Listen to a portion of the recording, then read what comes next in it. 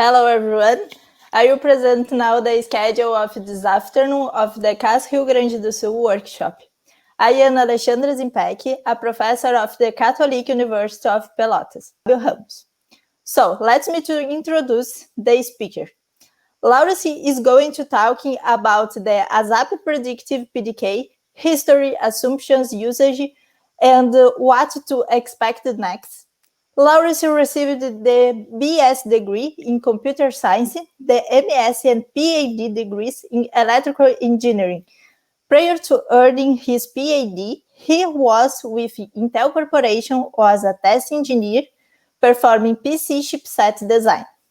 In 1992, he joined the Intel Corporation, where he contributed to the Pentium, Itanium, and X-scale microprocessor design, compact modeling, and CMOS major projects. Most recently, he was a principal engineer and circuit design manager on the X-scale efforts, where he led the development of numerous dynamic and standby power-saving modes. He joined Arizona State University in 2004, was an associate professor, and held the rank of professor until 2017. He is now an emeritus professor there. So thank you, Laurence, for the acceptance of our invitation. It is a real pleasure for us to have the opportunity to attend a talk by you. I would like to thank all the attendees of this CAS workshop edition too. And then, Laurence, please, can you start the presentation? Okay. Thank you very much. Thank you for that kind introduction. Good afternoon. We've already explained the title. Basically, I'm going to talk about our ASAP predictive PDK. Most of my talk will pertain to the I'm having trouble getting the slides to go. There we go. Most of this talk will pertain to our ASAP7, the 7 nanometer PDK that hopefully many of you are aware of. It's been downloaded by a large number of schools. I'll discuss design technology co-optimization, which was key to developing the predictive PDK. I'll give some background on FinFETs, which are of course critical to scaling the channel length of modern transistors. And I'll explain some of the lithography assumptions, which of course include optical multiple patterning and extreme ultraviolet, that is EUV patterning.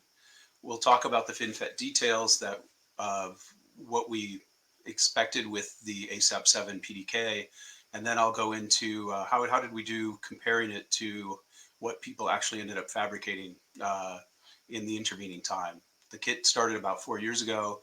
In the meantime, 7 nanometer has gone into full production at 3 foundries. So we have a lot of data to look at that explains whether we got it right or not. I'll quickly go through SRAM memory design. It's very important to the design technology co-optimization. And then I'll talk quite a bit about the front end of line and middle of line and parasitics, and finish up with our standard cell libraries. We'll look at how we actually did on that, the cell architecture and the validation, and some discussion of the sizes. I'll finish up with a brief, very brief overview of where we're headed with ASAP5, which will be our 5 nanometer predictive PDK for release in the next year or so.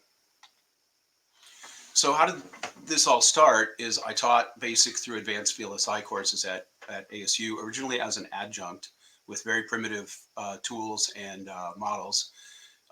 When I became a full-time professor at ASU, we installed Cadence and migrated through various PDKs.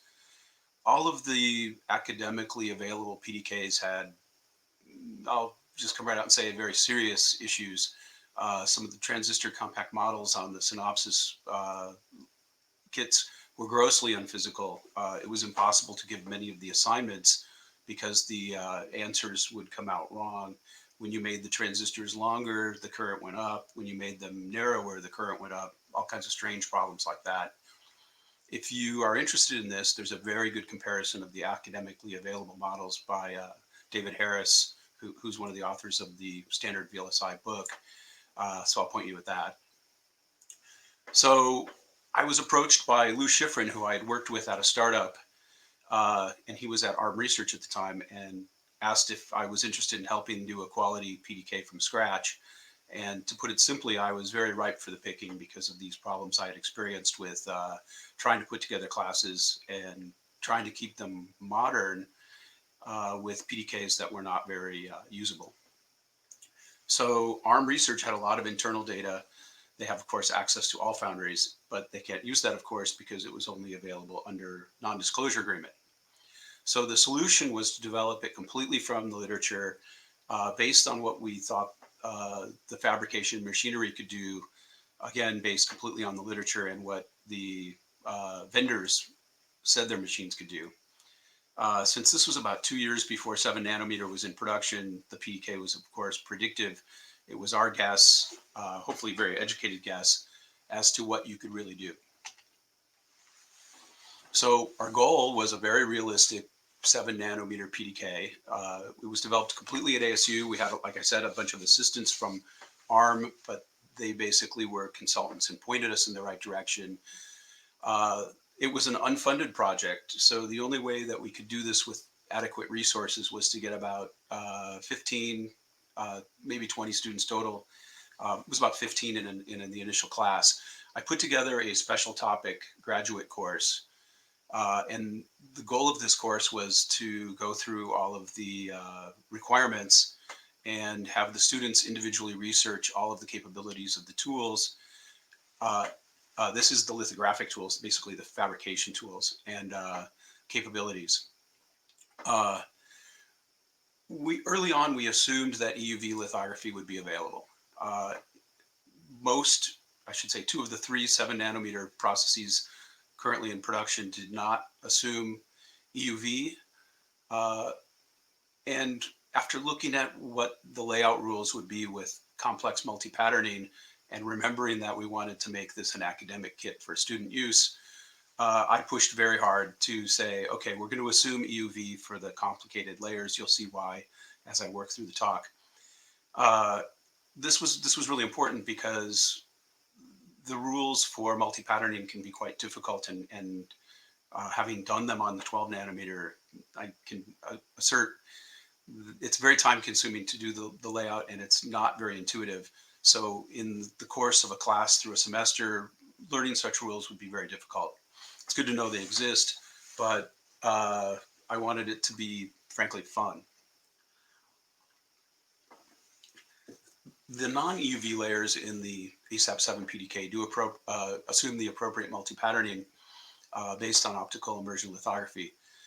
We use self-aligned quadruple patterning fins, self-aligned double patterning gates, and a number of self-aligned double patterning SADP metals. Litho-etch vias. All of the double patterning or multi-patterning is hidden from the user, and we carefully went through the flows and made sure that we really could create real masks from this as part of the development. And of course, the crux of the whole thing is we have CMOS FinFET transistors. So a big part of this whole project was this concept of design technology co-optimization. Layout used to be very decoupled from design. I can tell you this from experience at Intel. There was often difficulties in the process that made the features of the process made it very difficult to design. As the number of possible structures has gone down, it's becoming very important to make sure that the foundry supports the structures, the necessary structures for the specific designs. And what this requires is design input and iteration with the foundry, because the electrical and physical design have become intimately related. This is the fundamental idea of design technology co-optimization. So basically the technology capability, things like edge placement error, they drive the layout rules and they comprehend the patterning capabilities.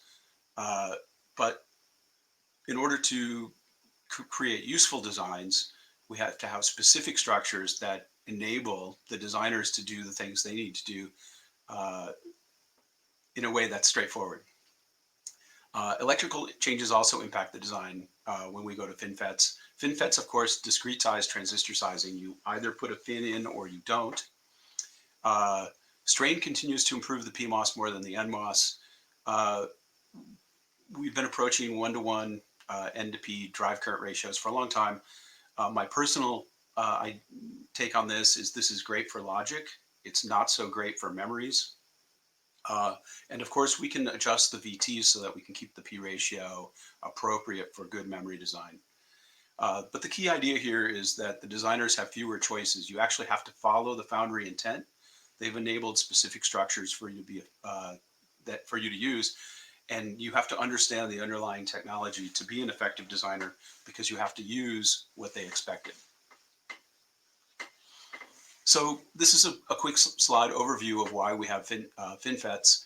I'll start at the left-hand side. It's the bulk transistor. You can see the source drain. You can see the field lines. Many of them terminate on the substrate. The drain, the high impact of the drain on the field lines basically says that we can only scale the transistor so much in the vertical direction. SOI made this a little easier because the drain field lines tend not to terminate on the box, although they do. You can see the red lines here in the middle transistor, and we could thin quite a bit. And then when we get to a double gate transistor, and people did try to fabricate these in the horizontal direction like this diagram, what we get is, if we have gates on both sides, we have much better electrostatics, much better control of the fields inside the transistor, and we can go back to basically a thicker body of silicon, even though it's nice to have it very thin. So we end up, when we flip that, rotate it 90 degrees and make that transistor vertical, we end up with this FinFET. The photograph here is the Intel 22 nanometer FinFETs. And this slide is data captured from an early Intel talk of why they thought they had to go to FinFET, and I think the whole industry agreed with this. The key piece of data here is, if we look at the DIBL, the drain-induced barrier lowering, I was always taught that in order to have a quality transistor, the DIBL had to be below 100 millivolts per volt. That is, for each volt of VDD increase, the threshold voltage had to be reduced by less than 100 millivolts. What we could see by the 20 nanometer planar generation was that was no longer possible. So it was impossible to build a really quality transistor. But if we went to the FinFET, and if we look, this wasn't a very finish FinFET. It's more like a trapezoid. It still had fantastically better drain-induced barrier lowering due to its better electrostatics. The sub-threshold slope factor in millivolts per decade was improved dramatically. We have to remember that 60 is ideal. So once you get into the 60, 70 range, you're looking quite good. Sub-threshold slope 87 was a good transistor, but the FinFETs let us get much better. And notice that the drive current is approximately the same, so it didn't change that very much. And of course, the key part of this is the subfin. Notice as the gate wraps around, the subfin still has to be quite highly doped so that we don't have subsurface punch through from source to drain. So when we go to FinFETs, we change the shape. This is an early TCAD diagram on the lower right. You can see the gate. You can see it separated into the source drain region, and then the region between the gate and the source drain region at the outsides is the part that's under the spacer. But the key point of this slide is we're going to want to maximize the fin height because we get this thing called the 3D factor. If we look at the planar width of a transistor, it's just the W. But because we've folded the fin upwards, what we really get is we get 2 times the H fin, the height of the fin, plus the thickness of the fin. The thickness isn't really that important. We'd like to keep that as thin as possible. So as far as drive goes, higher fin height gives us more width without using the physical area. So now we're packing transistors that have an effective width that's considerably wider than the fin pitch. And so we get this 3D factor that gives us transistors that are wider than they are physically. This is a huge advantage in drive current over the planar transistors. As I mentioned, the strain has allowed us to make the PMOS transistors considerably higher drive. Classical logical effort assumed that the PMOS was half the effective drive current of the NMOS. And if we work our way through the standard logical effort at the upper right here, and we compare that to the FinFET case where we have approximately the same drive, what we see is that with inverters, we can, instead of going to a standard fan out of 4, we can go up to a fan out of 6 with the same total capacitance drive. And for the NAND gates, you can see our improvement is less, but it's still noticeably better at the same equal fan out capacitance. So what this means is we can build more efficient designs. We can fan out a greater amount. We need less buffers in logic design. And overall, this also helps the design considerably. So the more balanced PNN means we don't need separate libraries for clock cells necessarily. They may still be helpful for the very wide transistors. And then this is something that's fascinated us since it came out. Qualcomm published a paper where they said that they had a process where the PMOS was stronger. Since they're fabless, we assume this was actually at TSMC. And they suggested swapping the memories so that they had a PMOS access instead of an NMOS access. We haven't seen much come of this. I think it's maybe a bridge too far. So when we look at the electrical performance of the FinFET versus the planar, as I mentioned, the fully depleted fin gives us nearly ideal subthreshold slope factor. And what that really does, it allows us a higher threshold voltage VT at the same performance. So this is slides taken from Intel in 2011. What it shows here is that if we look at the supply voltage as it scales up, the transistors do get faster at higher voltage. They're 18% faster, but what they really give us, and this is because of the lower drain-induced barrier lowering, the lower Dibble, they're 37% faster at the low voltage. And this is a huge advantage for saving power, but not the gigantic advantage one might expect for speeding everything up. And we see this as an industry trend. Voltages are scaling well. We're getting lower power, but there's considerable difficulty in increasing performance as we go through, say, 14 to 10 to 7 to 5 nanometer generations. Foundries are really struggling to give much higher speed, but the power and the area scaling is looking pretty good. So the basic determinant of any lithography is the Rayleigh equation. It determines the resolution. And without going through all the details of the equations, we have 193 nanometer lithography. The numerical aperture is 1.35. K1 is 0.25. This is aggressive and assumes that you have very dense lines and spaces, but no turns. So that says we can get about a 36 nanometer line and space. For complex patterns, this is not true. People like to do two-dimensional layout. It really does simplify things. So given that theory and equals practice only in theory, we have to get real. We're engineers. The realistic resolution is 38 to 40 nanometers, which implies a minimum metal pitch of 75 to 80 nanometers. I shouldn't say metal pitch, any pitch. Very recently, I've seen TSMC has pushed this down slightly below 80 nanometers for single patterning. So this seems to be as one of those things you can memorize. It holds true across the industry. So how the industry moved forward was using multiple patterning. And it's pretty simple when we use litho-etch. It's LE squared, or it can be taken LE cubed. And we incrementally add patterns. So we break the pattern into the A and the B. We add them together basically by patterning them at a separate time.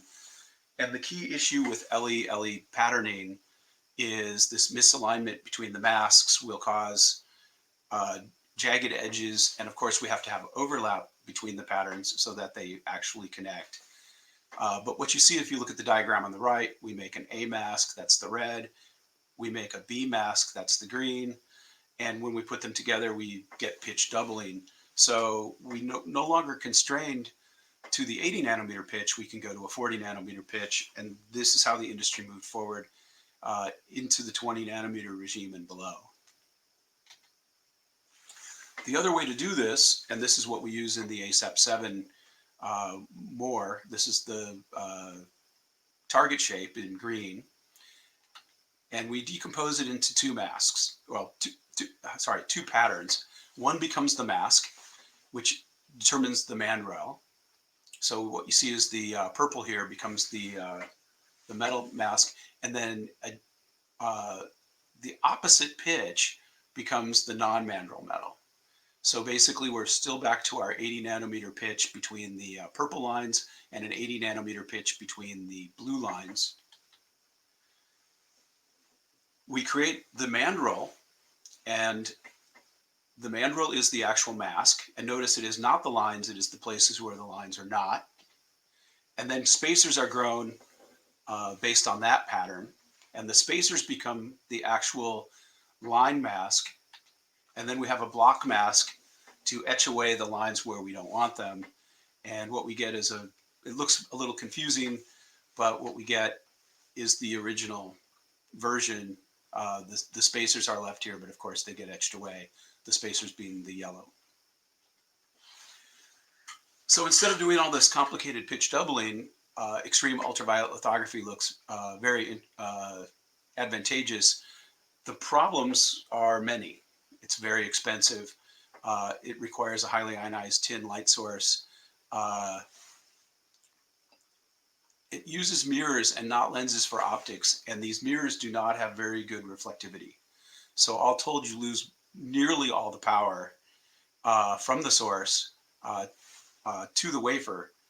And this technology is actually under development. It began named soft X-rays, and it's been under development for over 20 years, and it took that long to get it working. If we use the Rayleigh equation and put the numbers back in, what we get is we can get a 32 nanometer pitch for one-dimensional metals. Back to our most optimistic case, we can get to 32 nanometers. This turned out to be exactly the ITRS roadmap number for the 7 nanometer process. If we want to do metals that are bidirectional, that is horizontal and vertical together, that is two-dimensional drawing, we can only get to a 36 nanometer pitch. Systems are under development to take this all the way to 22 nanometer 2D and 16 nanometer 1D. The throughput's still not that great, but this is what's going into production. These machines cost as much as modern fighter planes. They're very, very expensive, well over $100 million each. And so deployment has been difficult, and that's why we're down to 3 foundries doing 7 nanometer. It has huge advantages. I won't go through this too much, but the key one, the key value of EUV above dual patterning is a huge cycle time reduction. This gets material through the fab quicker, and of course there's less defectivity with less steps, so the cost that helps pay for it. If we look at the upper left here, what we see is the EUV patterning versus dual patterning, and what you can see is the EUV also gives you much better overlay, sharpness. You can see the patterns come out considerably better. This helps a lot. This really lowers RC variability, gives us more uniform sheet resistance, better capacitance. It's as designers, we care about those aspects, and those come out to be considerably better, and it's thus a big help there too. So now I want to basically compare our kit, which hopefully many of you have touched, with how the foundries really did. N7 is now running at multiple foundries. There's 3. The EUV assumptions that we made were quite aggressive. As I said, I insisted on them for simplicity. Foundries handled EUV insertion different ways over time. TSMC added it because it improved the throughput and simplified the layout, and then they came out with a number of different versions of their 7 nanometer with different amounts of insertion. Samsung did something interesting. They waited about 2 extra years and only introduced a 7 nanometer PDK with EUV. Intel, on the other hand, apparently, and of course I have no internal information here, bet that EUV would not be ready. So they took their quote unquote 10 nanometer node. I'm not sure for what the marketing sense is of calling 7 nanometer 10 nanometer, but Intel's 7 nanometer equivalent, which they call 10 nanometer, was greatly delayed. And the scuttlebutt is that it was very aggressive and it was all optical. So had they gone EUV, they would have done much better, but they eventually got it working. Global Foundries decided not to take the step, probably for cost. So here's a bit of an eye chart with a lot of numbers, but the numbers are quite interesting. I'll start. There we go. I'll start by taking us through the far right-hand column. That is the ASAP7. Have a contacted poly pitch of 54 and a fin pitch of 27. So Intel's equivalent was 54 nanometers. Samsung claims 54 nanometers, but measurements by third parties say that it's 57. TSMC says it's 57. Says theirs is 57. The fin pitch at Samsung was exactly what we picked, 27. I've seen versions that say it was originally 35 and that the 27 was an improvement. Again, one of these improvements that happen over time to the process. TSMC used 30 and Intel used 34. So we picked a pretty aggressive number. Where we weren't aggressive, apparently, is on the fin height. We'd seen a number of papers that said the fins can fall over if you make them too small.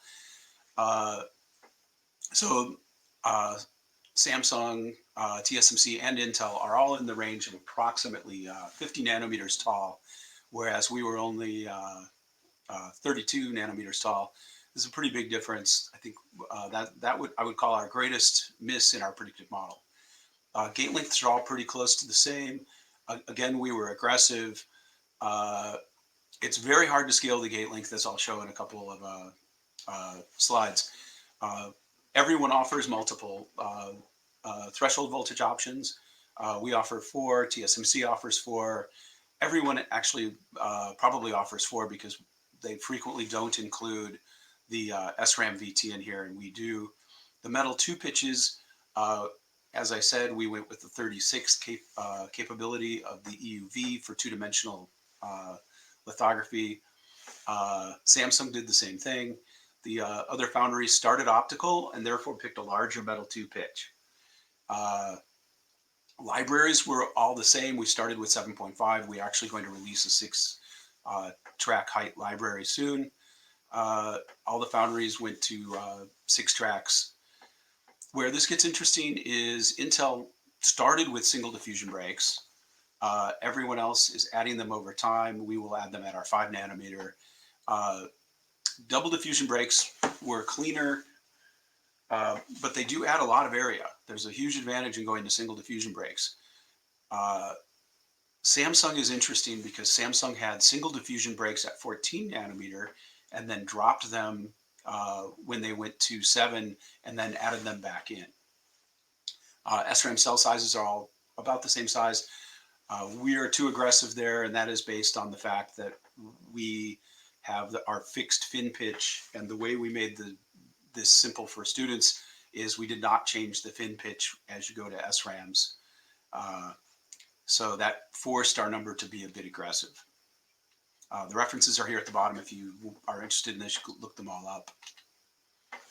So I showed the 22 nanometer Intel fin earlier, and notice it was not very vertical. The newer fins are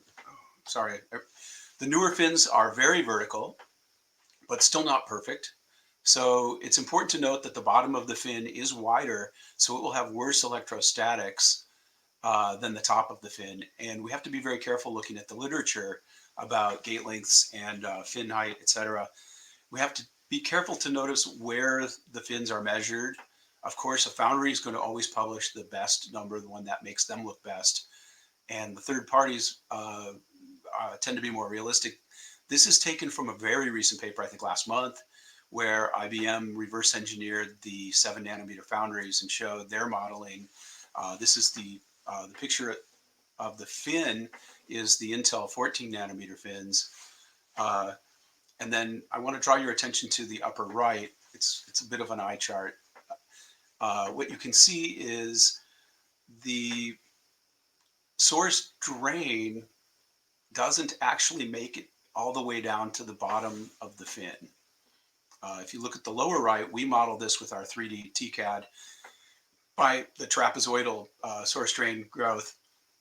And notice it's very thin at the bottom so that you get higher resistance at the bottom. The IBM, from their reverse engineering, decided that in fact there was essentially no source drain at the bottom of the fin, that it starts about halfway down. And this causes a pretty big increase in the source drain resistance. Okay. L-gate is one of these tough things to get around. I'll go through this pretty quickly, but what you want to see from the upper left is these are the layers that are required inside the gate to get the work function correct to build the transistors. So what you see here is this is from Applied Materials. They make the machines to do this, the atomic layer deposition machines. And they're showing the nanometer thicknesses of these layers and show that half a gate thickness is at least 9 nanometers, not including the fill. So this helps explain some of this 21 nanometer gate length and longer for these supposedly 7 nanometer processes. L-gate has never matched the process node, but it's getting harder and harder to do this. The layers at the left show you what this looks like. The key to the gate fill is required so that you get good conductivity through the gate, because these other layers, while they're conductive, are not very conductive. So they're key to getting the work function correct and being able to fabricate the correct gate and the VT, but it's the metal fill, which is tungsten CVD, that actually makes the gate conductive so that you can run it for some substantial distance. So I've pulled these other pictures from various patents, and what you can see at the this one that has the big 300 at the bottom is what you can see is it's cutting off the work function layers and only putting fill at the top. It's more apparent in this middle diagram. And then we get to this far right diagram, which you can see is the gates actually come out to be trapezoidal. And notice that it only has the work function layers at the bottom, and the fill penetrates only partway through for the NFET. This turns out to be a key way that foundries are knocking the gate length down, but we still hit this approximately 9 nanometer limit. So at the lower right here, we see a micrograph of an actual gate. You can see that it really is trapezoidal. You can see the big dark spot. That's the metal fill. The other layers are the work function adjust layers and the other layers. So the key to this chart is basically looking at the dimensions of the measured gates. Notice it's a replacement gate, so it always says poly. Poly is put in first, and then it's replaced by the metal gate. So notice the Intel process has a 26 nanometer gate length at the bottom and a 20 nanometer gate length at the top. This is true across the board. The actual gate lengths vary, and the only published number that I found by the foundry actually publishing its gate length was Intel, and they claimed 18. And notice they, of course, claimed the best number, the number at the top. The trapezoidal gate turns out to make a lot of sense. Remember, the fin has the worst electrostatics at the bottom, so if the gate is longest at the bottom, you have a longer channel where the electrostatics are the worst, and that gives you back some of the control. Okay, so these are diagrams from the our actual PDK paper released in 2016, and what you can see is above the fin, if we look at the upper right, you can see that we have the gate, and then we have the source drain trench and the LISD, that is the local interconnect source drain, And then if you look at the diagram to the left, we see the gate connected to local interconnect gate.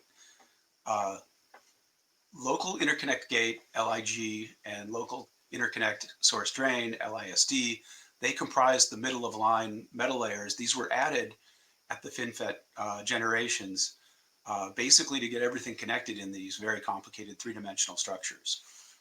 So if we look at the cross-section, what we can see is the source drain trench, SDT is quite tall, connects to the LID. And the key thing when developing the PDK was to make sure that we didn't have time-dependent dielectric breakdown between the LIG and the LISD and the SDT. So the design rules have to comprehend the worst case misalignments. Here we can see they're slightly misaligned. Notice the SDT is not centered on the transistors below, and the LISD isn't lined up perfectly with the SDT. We have to make sure that the distances are appropriate between them to avoid time-dependent dielectric breakdown. So when, as a designer, you're looking at the rules, they sometimes look like they may not make sense. You always have to think about the fact that what happens when these layers are misaligned.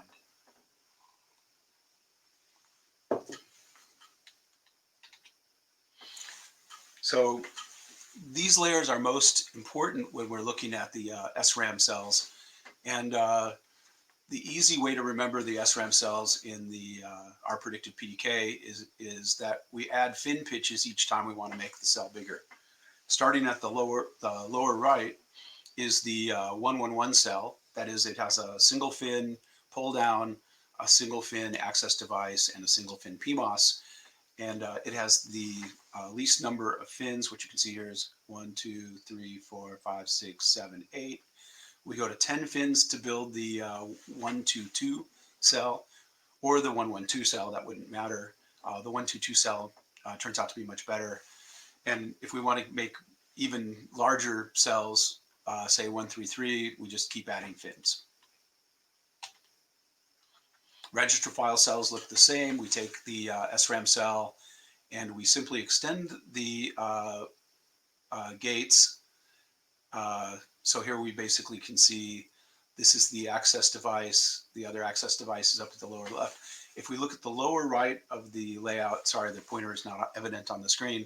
If we look at the lower right of the layout, you can see the added read word line device, and the pull down device is just an extension of the poly above it.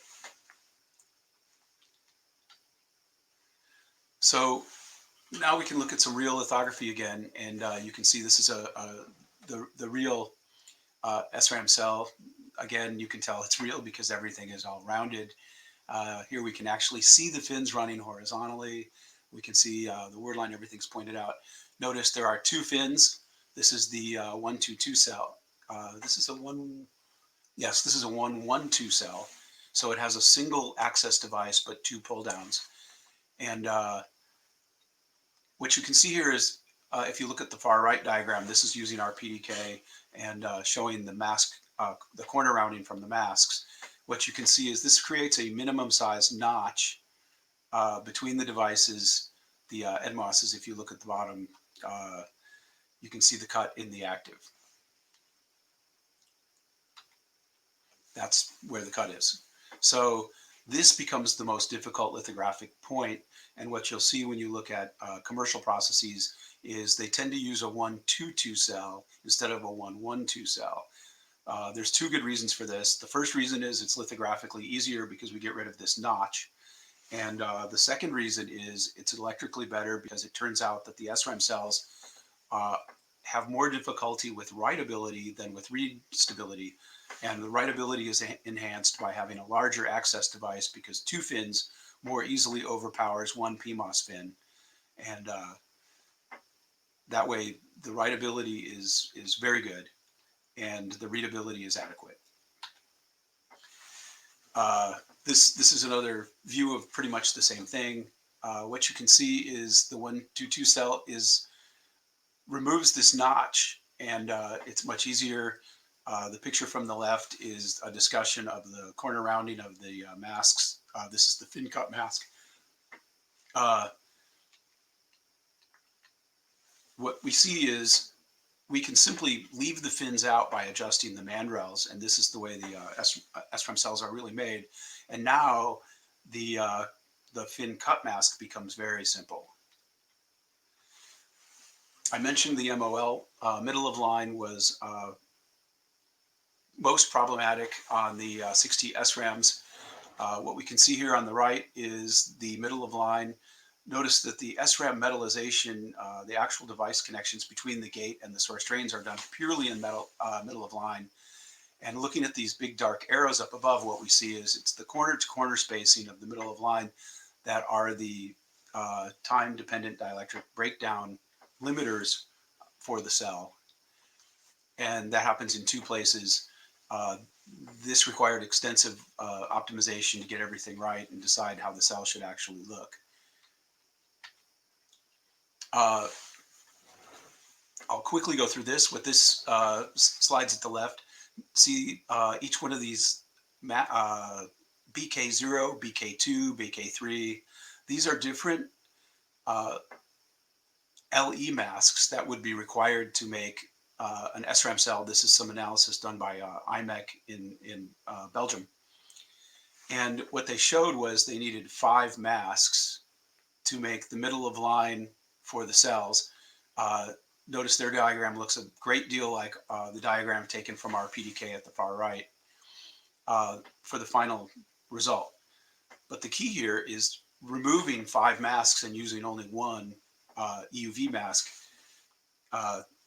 removing 5 entire mask steps and all of the required other processing that happens in between those, including the etches, is a huge throughput improvement, and that explains the moves to EUV. The other feature in the 7 nanometer PDK that's a key feature is self-aligned vias. If we look at the diagram on the lower right, you can see it says HMX plus 1. That's the hard mask for metal X. The hard mask is patterned by the original mask, and the hard mask becomes a etch stop so that when we pattern the vias, and what you can see looking at this upper right, you can see the via pattern is these dashed lines. It's allowed to overlap in the hard mask direction because the hard mask limits, and this makes it so that the vias don't have to be as carefully patterned, and they don't extend past the metal. The rounding here shows that they will extend in the metal direction, and that's evident at the bottom where you can see the VX has a spread as it approaches metal, the metal above it. But this is a huge feature that has enabled us to get by with masks with less resolution and still properly pattern the vias. I won't go through this whole flow on the left. This is Coventure has a really nice online presentation of how the actual steps look to form the metals. The other key to this sort of approach is that now that we're not limited by the metal, now that we are limited by the metal mask, we can extend the via mask across multiple metals as long as the vias are aligned. So here you see this is taken from our standard cell layouts. You can see that at the left we have a single via, and then moving one set to the right we have 3 vias that are all vertically aligned. So the dashed lines show that the actual via mask merges those into one strip, and the vias are limited in the vertical direction by the via mask, and in the horizontal direction, or I should say the horizontal line direction, by the metal masks. And we end up with individual vias, even though they're patterned with a big merged pattern.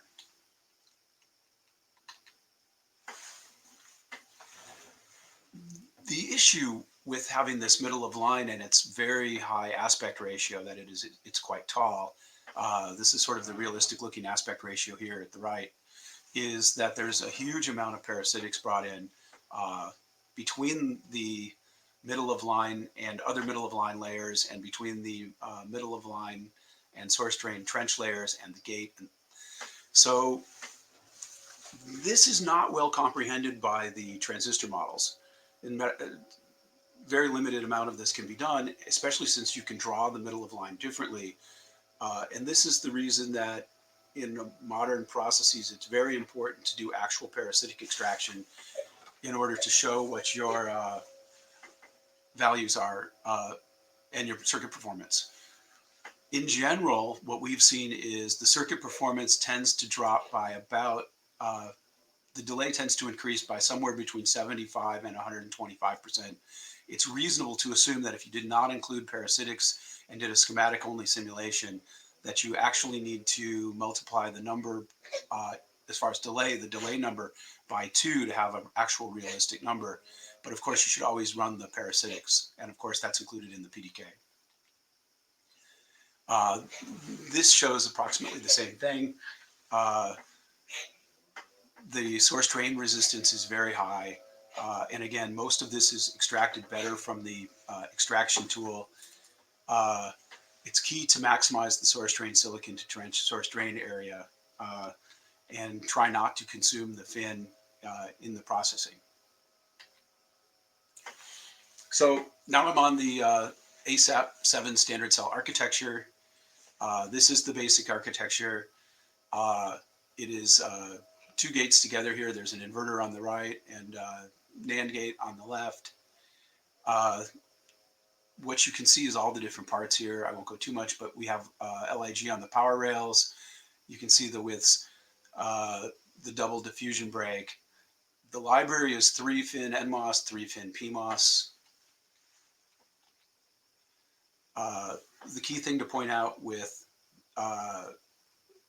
flip-flop and latch cells is this: there's a single diffusion break, but the kit requires that you tie the source and drain together.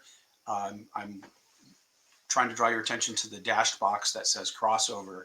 The crossovers do require 3 vertical transistors instead of 2 for lithographic reasons. And then there's double diffusion breaks.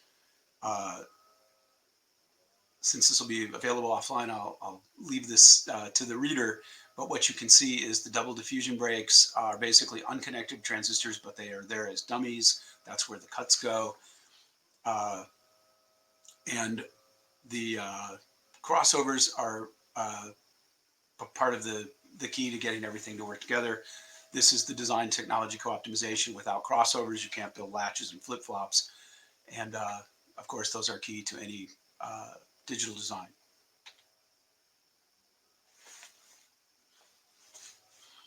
So back to how did we do? Here I'm comparing from a Tech Insights article against the Samsung 7 nanometer. And it's a little bit different diagram, but these diagrams basically line up. Samsung electron microscope view of their standard cell libraries on the left, the view of our layouts from our 7 nanometer PDK on the right. It appears, at least we didn't see any figures, that they require 2 fins per transistor. This is pretty standard. We allow 1 fin per transistor, but what you can see is the sizes line up exactly, and the pattern lines up quite similarly. There's a few different types of diffusion breaks. This is their, I believe, the 3rd generation of Samsung. So they've been changing the diffusion breaks, which, as I mentioned before, allow much better density. But we were quite close, and this makes us feel pretty good because this is the true EUV process. It wasn't retrofitted, and it says our predictions were actually pretty good. To validate our libraries, we run through the full flow from synthesis through the GDS2. We take it back into Calibre and DRC LVS. There have been escapes. A few people have sent them to us. They're hopefully rare. A key feature of our PDK is for academic license compatibility. Our lefts, that is the layouts used by the place and route tools, are 4x. We primarily work with Cadence, and both Cadence and Synopsys do not offer the full, all the way down to 5 nanometer capability in the place and route tool. We get around that by scaling everything by 4x for place and route. The parasitic models are adjusted so that we do in fact get correlation, at least pretty good correlation. So everybody should be fine doing this. The key is don't forget to scale your GDS when you stream it in, or it'll look very strange. We've also done a number of experiments with one-dimensional metals. Intel, for instance, has a pure one-dimensional metal libraries, and what we get, we basically write Python scripts, and we convert our two-dimensional designs into one-dimensional designs. They come out messy, and then we clean them up by hand. We've been also doing the same process to develop smaller libraries, 2 fins based 6-track libraries. It's not clear we'll actually release any of our one-dimensional experiment libraries. We've had a lot of trouble getting the APR tools to properly stitch the powers. The power stitching with one-dimensional metal, it has to happen after the design happens, and we've had a lot of difficulty getting the power stapling, which is what this part is called, to work as well as we would like.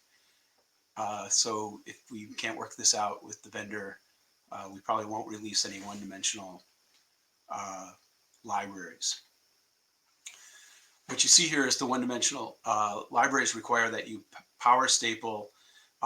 These power staples have to be added after place and route, because the tracks may be occupied by the adjacent cell. If it's occupied by the adjacent cell, you obviously can't set a piece of metal there to quote-unquote staple the powers back together, and that's why it's part of the APR flow that happens after place and route.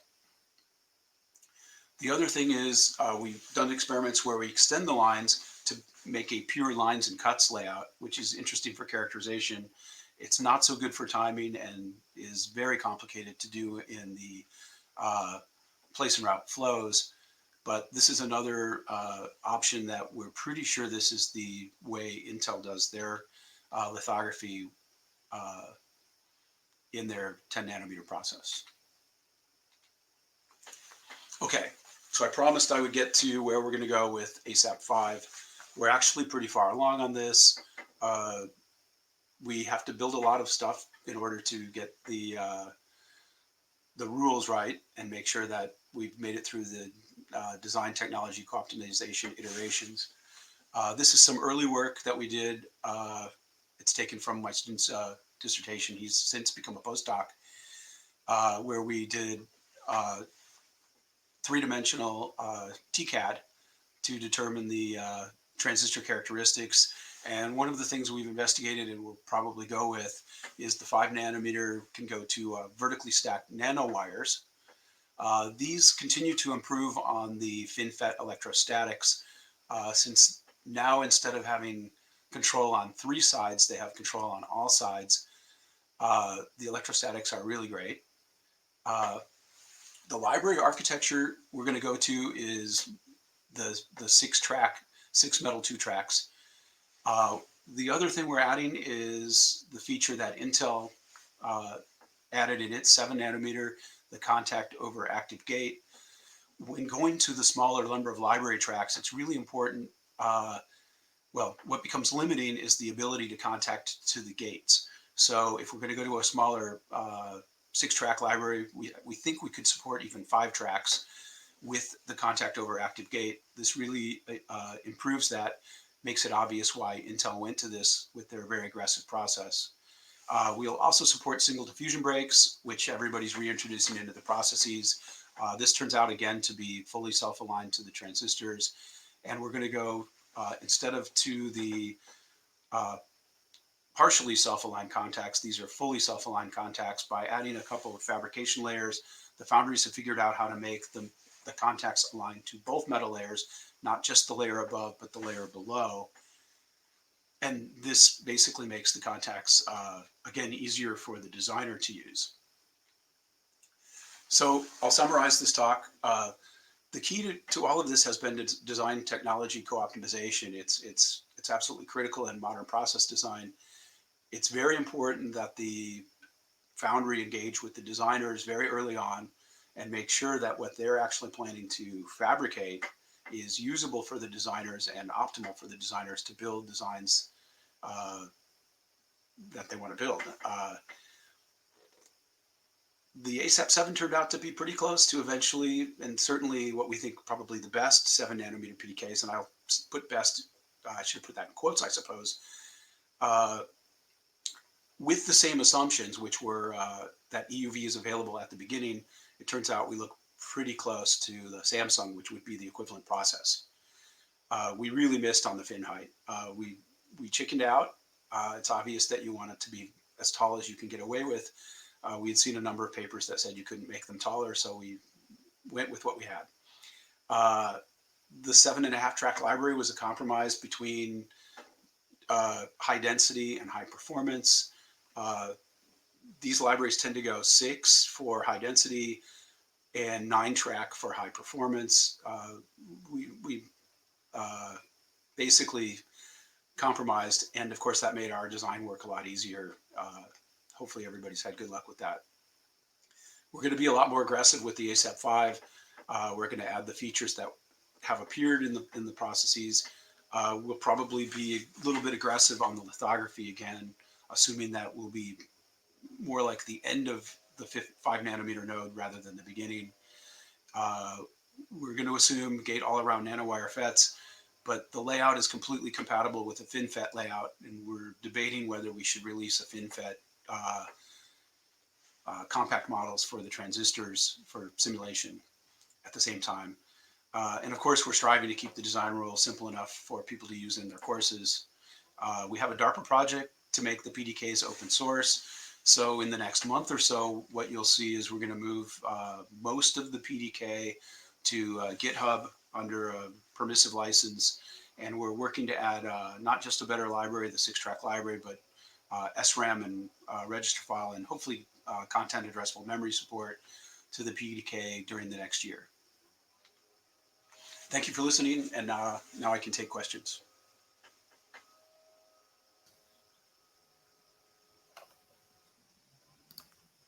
So thank you, Lawrence, for the amazing and very clear presentation. Now it's time for the questions. I have this one. Process variability mitigation and radiation hardness are important reliability requirements as chip manufacturing advances more in deep into the nanometer regime. My question is, do you have plans to do maybe a standard cell library considering reliability aspects such as process variability or radiation-induced soft errors? That's a good question. It's a little bit of a conflict for me because I actually work on real processes. We have a project right now where we've just received back a radiation-hardened microprocessor that we designed in 12 nanometer global foundries. And so I have debated, well, I'll back up. My initial designs for a lot of radiation-hardened cells are easier in the ASAP, so we have them in the ASAP. And I'm not sure how our people who fund us on the real processes would appreciate releasing things to the general public. That would be to be worked out. That said, I'll invite you to do the same thing.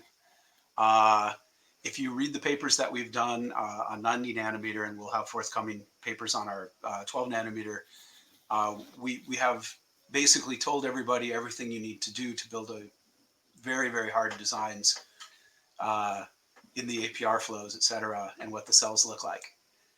So I have to admit, I'll have to hedge on that. I'm not sure. I have thought about it. It would be straightforward, but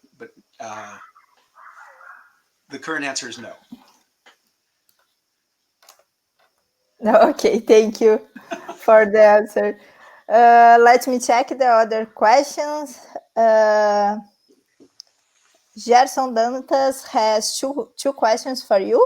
The first is what to expect from the next PDK regarding the comparison of results with smaller technological nodes such as 5 or 3 nanometers. Yeah, so our next kit will be 5 nanometers. As I said, it will be gate all around, nanowire based, but the layout is the same for fins. So that makes it simple. And that's part of why we don't feel worried about that. If it turns out that the nanowires are too aggressive and people end up building FinFET based kits, the rules don't actually change. Electrically, of course, the nanowires are a little better. They have better electrostatics. We've been debating what contacted poly pitch to go to. It's very difficult to scale the contacted poly pitch. The most aggressive contacted poly pitches, as you saw, was 54 in the 7 nanometer. We've seen numbers all the way down to 37 as people saying they're going to do their 5 nanometer. That, of course, again, would be Intel saying that that's what they're going to do. Since they just announced a gigantic delay in their 5 nanometer process, our guess is that that may have been too aggressive and they may be backing off. Our current plan, we're developing our library at a 44 nanometer contacted poly pitch. So that's basically what you can expect. It's a 6-track based library, so it's very dense. As I said, it will be aggressive enough to probably represent the middle, if not the end of the 5 nanometer node and not the beginning. Okay, the next question is about the 5 nanometer PDK. The EUV lithography process will be used to reduce the fabrication costs like the 7 nanometer PDK? Yeah, so, okay. We assumed EUV in the 7 nanometer PDK. A lot of EUV is being used at 7 nanometers right now by all the foundries, except Intel. So TSMC and Samsung have embraced EUV. Intel says they're working very hard on EUV. I assume by 5 nanometer, it will have a even greater amount of EUV. Everybody has said it's in their roadmap for many, many layers. The really key question for EUV at 5 nanometers is, will it use the better numerical aperture machines that ASML has said they are on the verge of releasing. So I think it's a year and a half or so. Those machines will allow the rules like we're probably going to use. Again, we try to make them simple for students, and having better EUV makes the rules simpler. So we'll probably assume that, and not the lesser EUV that's actually in full-scale production. These machines are enormous, and my understanding is they're so big they don't fit in current fabs, so that's been part of the problem. I think they're approximately 20 feet tall. So these are gigantic machines. They're expensive. I'm also told that the light sources can take up as much as a 1/4 acre. That's the part that lives in the subfab underneath the fab. So these are big machines. I guess you get what you pay for because they're $100 million plus. But yes, 5 nanometer will have extensive EUV, and so will our PDK. Again, it will probably overdo it. Okay. The next question is from Juan Brito. Extremely interesting talk. For the 7 nanometer node, does it make sense to talk about mask channel length versus effective channel length? Yeah, this is a very good question. Okay. The mask channel length is an interesting question because as I showed, when we actually measure, I should say when people measure the gates, they have a different length at the top and the bottom. So we have to decide, well, what was the mask size? And that's purely a function of the over etching and the under etching, and then any adjustments that are made. So the key thing to remember as a designer is what you see is not what you get.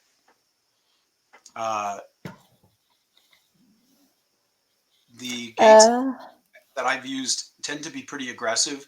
When you draw the gates, they say, okay, we're at, say, I'll use an example. We're at the 20 nanometer node. The actual gate length may be 30 nanometers, but you're probably drawing at 20. So you can't tell by looking at your layout what the actual gate length will be. And remember, they can adjust this in many points. They can make the mask different by upsizing the mask. They can downsize the mask. For gate length, it tends to be that the gates are much longer than you think. And then whether it under etches and over etches and all those different points, it's highly speculative on our part, and we haven't worried about it. What we've done in our kits is we try to make the drawn length approximately what the actual length will be, but there's a lot of room to fudge in there. Okay, the next question from Juan is, when you build a predictive PDK, how do you predict device statistics for the predictive node? Yeah, here's the key. We don't. It's straightforward to build the variation into the models. When we've done our simulations with variation for, say, the SRAM writability, readability, we use the published numbers for FinFETs, and we simply add it in using the Gaussian functions in HSpice, and we basically leave that to you. So you can choose a different number. If I'm remembering correctly, the variation I'm remembering is 1.1. I took all of that out of the talk. This talk was running a bit long anyways. If you go to our paper at ISCAS some, I think 4 years ago, on the SRAMs, you'll see what we did. Essentially, we put A-Gauss functions into the HSpice and add the variation more manually than having it built into the PDK. Very flexible. The next question is from Leonardo Moraes. If you were to develop an ASAP5, what main differences we, as designer, should expect in the design flux? So, as I said, the question saying if we were to, we actually are developing an ASAP5. I doubt we'll go all the way to ASAP3. Once you've done this a couple times, it's probably enough. It gets boring. We'll leave the 3 to probably someone else. But the main differences are going to be the middle of line has changed dramatically. The contact over active gate and the self-aligning features make the layout look a little bit, well, quite a bit different. And the parasitics are going up really rapidly. Those are the things we've seen so far. So the rules will be familiar, but different. And we're working really hard to make sure we don't overcomplicate them so that it's still fun. Okay, the next question is from Leonardo Blender. He said, thank you for the great talk. Regarding the transistor sizing, the question is, it's possible to conclude that it's better to make a design with PFET and NFET networks with the same number of fins in parallel per transistor than they use the logical efforts technique? Yeah, so as I mentioned in the one slide, it's actually a test question I would give in the courses. If you just adjust your assumptions about the capacitance and the drive, you can just rederive the logical effort for FinFET, assuming whatever ratio you really have. The original logical effort was based on twice the capacitance per unit drive for PMOS as NMOS, and if you just make them equal, it just changes the equations a bit. And as I said, you can fan out more with the same total drive assumptions. So an inverter can now drive 6 inverters instead of 4 at the same speed. Okay, the next question is from Clovis. As you mentioned, the equipment used in the process is very expensive, and as the components are getting smaller and smaller, the entire process to make these chips increases the cost. What do you think is the limit in terms of costs versus benefits? And is there maybe the time to think a different approach for making those chips? Yeah, well, obviously, People wouldn't do it if it didn't make sense. This is the first thing I always point out in my courses is this is a business. So if it's not cost effective, people won't do it. And so that's the real key. Many products, if not most products, won't ever migrate to say 5 or 3 nanometer. It doesn't make economic sense. But as long as there's value added in migrating, people will. And when there's no more value added, the foundries will stop offering it. You can still buy a lot of semiconductors that are not FinFET even and on much cheaper processes simply because it makes economic sense. It's not obvious physically that we'll get much past 3. It'll be interesting to see. I could easily see we could get to 5. I'm not the best prognosticator, but getting to 2 nanometers and such, it's pretty clear we're hitting point of diminishing returns. And at some point, we're going to have to do something radically different. And I don't see much on the horizon. The one way to get past the contacted poly pitch issue is to go to vertical nanowires. So that would give us maybe a 2x increase, one more generation. That's a huge change. So we'll see. Okay, that's it. We have no more time. Thank you again, Lawrence, for the talk and for all the answers to the questions. We can finish the session now. Thank you for all. Thank you very much. Bye-bye.